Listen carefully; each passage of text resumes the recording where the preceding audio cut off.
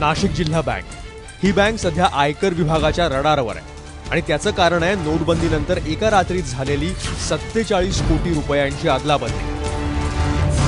नरेंद्र दराडे हे सध्या नाशिक जिल्हा मध्यवर्ती बँकेचे अध्यक्ष आहेत। त्यांनी नुकताच शिवसेनेत प्रवेश केलाय। शिवसेनेचेच ग्रामीण जिल्हा प्रमुख सुहास कांदे हे बँकेचे सध्या उपाध्यक्ष आहेत। या दोघांच्या व्यतिरिक्त जिल्ह्यातले 21 मातब्बर राजकीय नेते हे सध्या बँकेच्या संचालक पदावर कार्यरत आहेत।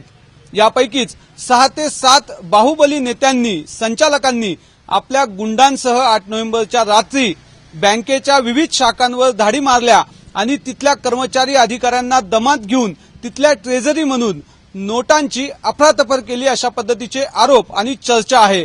याच आधारावर आयकर विभागानं ही चौकशी सुरू केली आहे।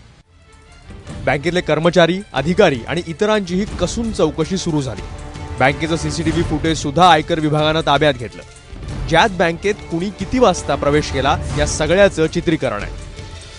शेतकऱ्याची बँक आहे, जे पैसे शेतकऱ्यांना द्यायचे होते, शेतकरीच अडचणीत आहे आणि त्यांच्याऐवजी जर काही ठराविक लोकांनी जर ते वाटून घेतले असतील, त्या नोटा बदलून घेतल्या असतील तर ही बाब अतिशय गंभीर आहे आणि म्हणून या बाबतीमध्ये कुणालाही सोडलं जाणार नाही। याची चौकशी होऊन जे दोषी असतील त्यांच्यावर अतिशय कठोर कारवाई होणार आहे। जिल्हा बँकेतल्या नोटबदलीचा घोटाळा फक्त इथंच मर्यादित नाहीये। ग्रामीण भागातल्या शाखांमधून सुद्धा पहिल्या काही दिवसात पैसे बदलल्याची माहिती समोर आली आहे। त्यामुळे आयकर खात्याकडून अशा संशयास्पद शाखांचीही चौकशी सुरू आहे, कारण बँकेतल्या सावळ्या गोंधळाची ही पहिली वेळ नाहीये।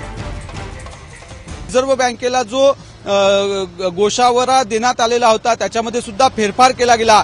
त्याच्यामुळे टेक्निकल टीमकडून या संपूर्ण नोंदींची चौकशी सुरू असल्याचं सांगितलं जातंय।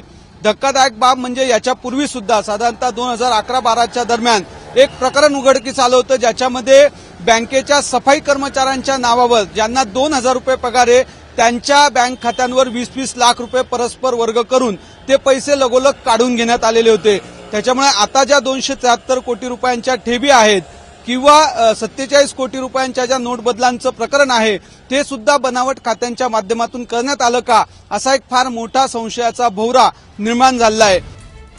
जिल्हा बँका राजकारण्यांच्या ताब्यात आहेत आणि काळ्या पैशांची गंगाही अशाच मार्गाने वाहते। त्यामुळे केंद्रानं पहिल्याच आठवड्यात अशा बँकांना जुन्या नोटा स्वीकारण्यास मनाई केली। मात्र त्यानंतर सुद्धा एका जिल्हा बँकेत असा राडा झाला असेल तर राज्यभरात काय कहर झाला असेल याची फक्त कल्पनाच केलेली बरी। सागर वैद्य, एबीपी माझा, नाशिक।